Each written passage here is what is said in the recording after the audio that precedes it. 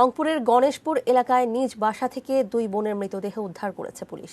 নিহতরা সম্পর্কে চাচাতো বোন। প্রত্যক্ষদর্শীরা জানায় দুপুরে অনেক ডাকাডাকির পরও কোনো শব্দ না পাওয়ায় স্বজনদের সন্দেহ হয়। পরে ঘরের দরজা ভেঙে সুমাইয়া আক্তার মিম নামে এক তরুণীর মৃতদেহ ফ্যানের সঙ্গে ঝুলতে দেখে স্থানীয়রা। এ সময় সুমাইয়ার চাচাতো বোন জান্নাতুল মাওয়ারও মৃতদেহ পাশের ঘরের মেঝেতে পড়ে থাকতে দেখা যায়। এটি হত্যা না আত্মহত্যা এই বিষয়ে এখনো নিশ্চিত হওয়া যায়নি বলে জানিয়েছে পুলিশ।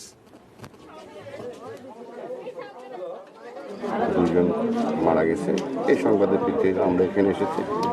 এই বিষয়টা আমরা অত্যন্ত গুরুত্বের সাথে দেখছি। আমরা এই বিষয়ে তদন্ত করছি, মারা যাওয়ার যে সম্ভাব্য কারণ এটা আমরা উদ্ঘাটনের চেষ্টা করছি।